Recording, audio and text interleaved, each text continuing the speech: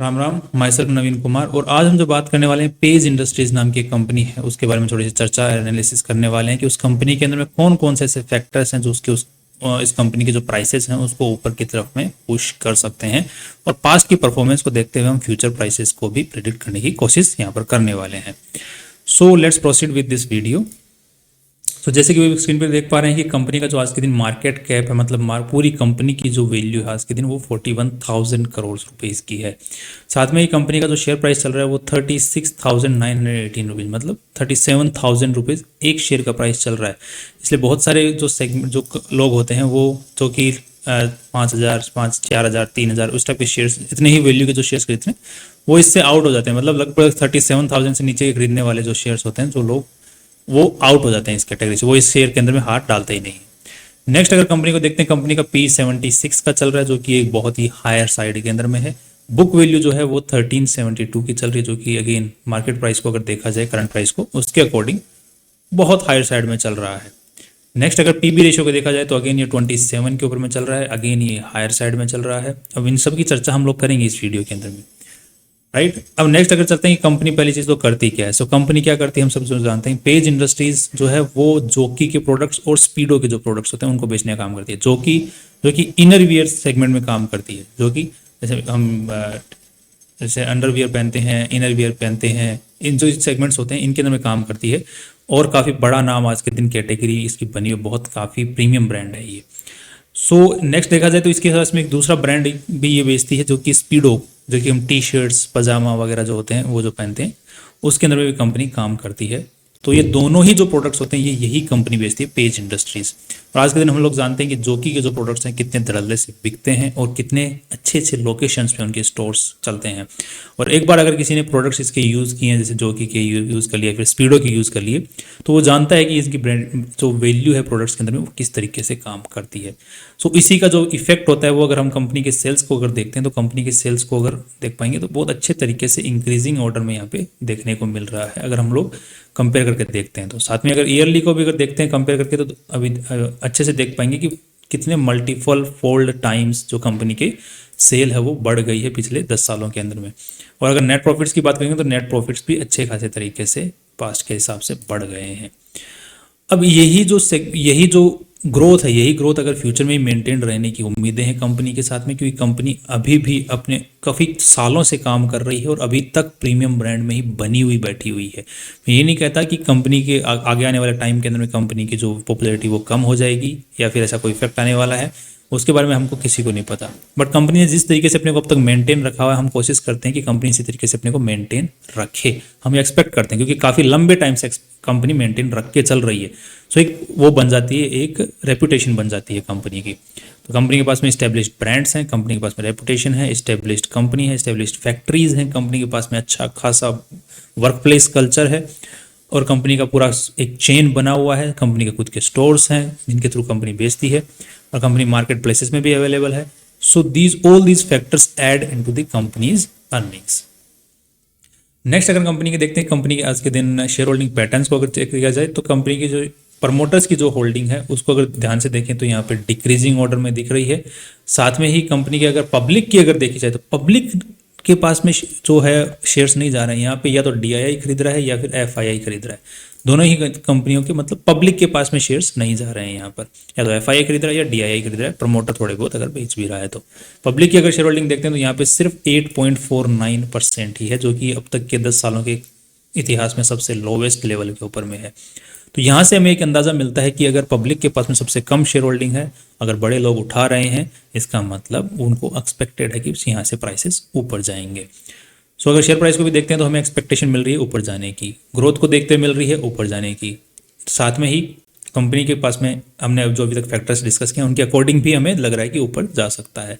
अब देख लेते हैं कि अंडरगारमेंट का आज के दिन में मार्केट कितना बड़ा। तो हम इसको अगर गूगल पे सर्च करते हैं नॉर्मली, तो गूगल पे सर्च करने पे ये कुछ एनालिसिस हमारे सामने आते हैं, जिसमें गूगल AI ने एक डेटा दिखाया जिसके अकॉर्डिंग 2023 में जो अंडरवियर का मार्केट है, इनरवियर का जो मार्केट है वो 61,000 करोड़ रुपीज़ का है 2023 के अंदर, जो कि बढ़ के हो जाएगा 75,000 करोड़ रुपए का 2025 तक, ऐसी उम्मीद है। मतलब इतने भयंकर तरीके से बढ़ रहा है क्योंकि लोग जो है प्रीमियम कैटेगरी की तरफ में भी शिफ्ट कर रहे हैं और साथ में ही लोग जो गांव तक पहले अप्रोच थी। पहले क्या है कि गांव में अगर आज भी आप लोग जाएंगे तो इनर गारमेंट की कैटेगरी के अंदर में लोग इतना खरीदने की वो नहीं रखते। आप जाके एक बार गांव से अगर आप रिलेट करते हैं तो आप समझ पाएंगे इन चीज़ों को। अभी फिर भी जैसे गांव की जो फीमेल्स होती हैं वो लॉन्जरी कैटेगरी में जा रही हैं, वो भी अपने आप को एक्सप्लोर कर रही हैं इस कैटेगरी के अंदर में।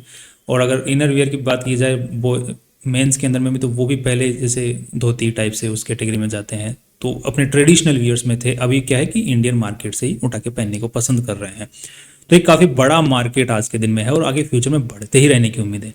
तो अगर हम पेज इंडस्ट्रीज की सेल्स को देखते हैं तो यहाँ पे पेज इंडस्ट्रीज की आज के दिन जो सेल हो रही है सालाना वो सिर्फ 5,000 करोड़ के आसपास में ही हो पा रही है।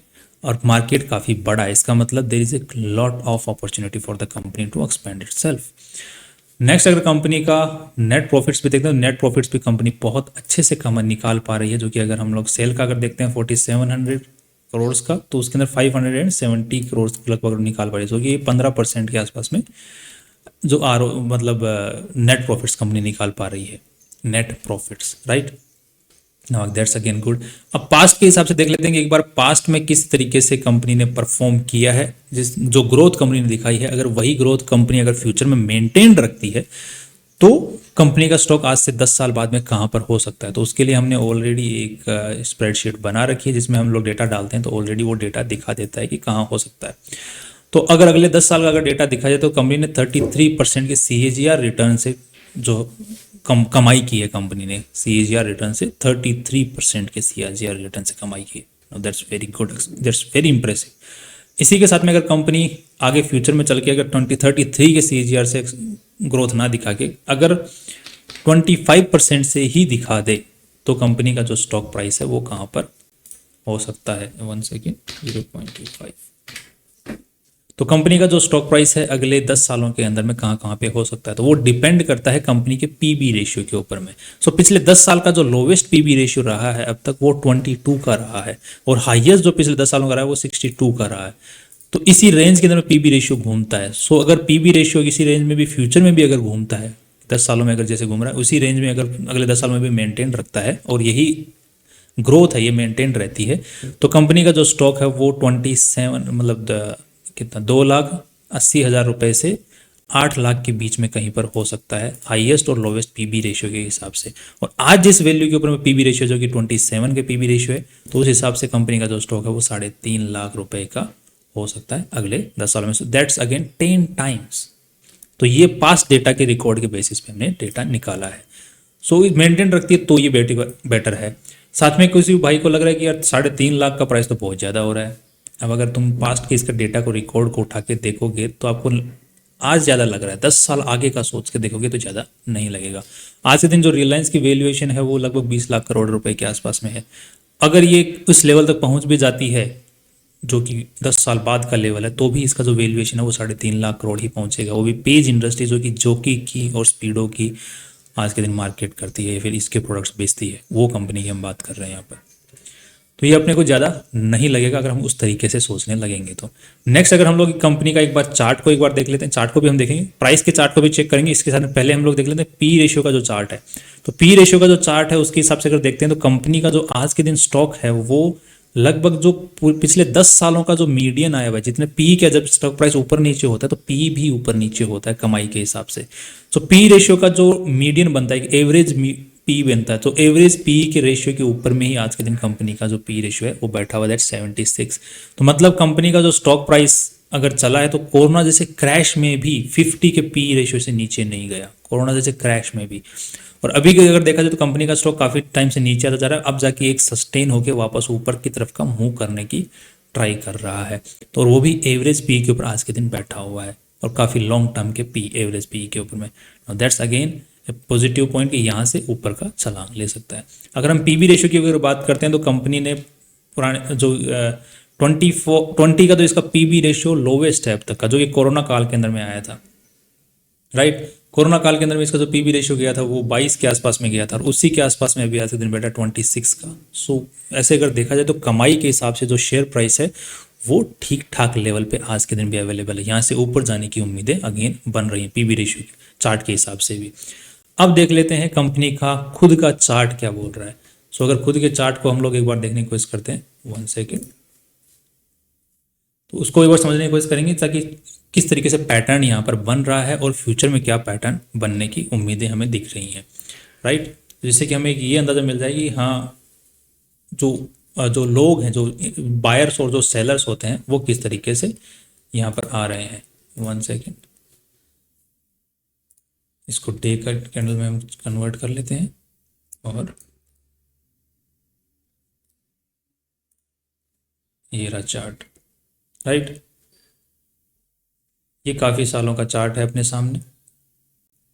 अब इसी चार्ट को हम लोग थोड़ा सा एनालाइज करने की कोशिश करेंगे।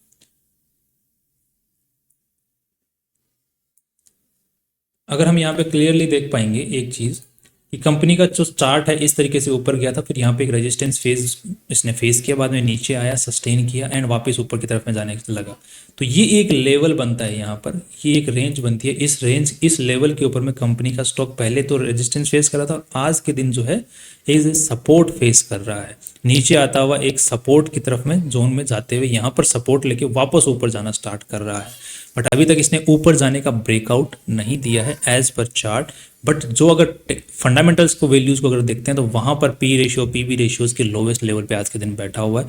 तो उस हिसाब से अगर देखा जाए तो यहाँ से ये ऊपर की तरफ में छलांग ले सकता है। बट अगर रेंज को देखा जाए तो ये एक सपोर्टिव रेंज के अंदर में ही चल रहा है आज के दिन। अगर आप यहाँ पर ढंग से इस लाइन को एक लाइन और क्लिक करते हैं यहाँ पर, जिसने अगर पहले ऊपर आते वक्त इसने जो रेजिस्टेंस फेस किया था जिस जोन के अंदर में, उसी जोन के अंदर में अभी ये सपोर्ट फेस कर रहा है और उसी जोन से ऊपर की तरफ में छलांग मारना स्टार्ट कर रहा है। तो यहाँ से ये एक्सपेक्टेड है कि अगर ये ऊपर जाना स्टार्ट करता है यहाँ से, तो ये एक्सपेक्टेशन है इससे कि पहले जिस हिसाब से इसने ऊपर की छलांग ली थी उसी टाइप से अभी भी अगर ऊपर की छलांग लेता है तो आप ध्यान से यहाँ पे देख पाएंगे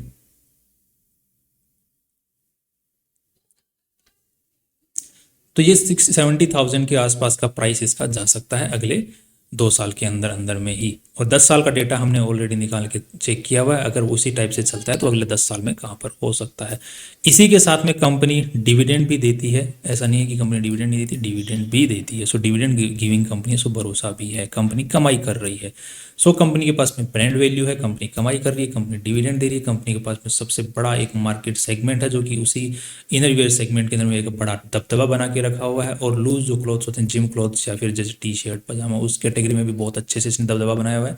2 ब्रांड्स इसके पास में है जो कि इंटरनेशनल लेवल पे सेल करते हैं, not only in India, international level पे सेल करते हैं। सो ये सारे फैक्टर्स ही काम करते हैं। और आज के दिन अगर देखा जाए तो पब्लिक की शेयर होल्डिंग सबसे कम है। दैट शोज कि smart money is entering into the stock.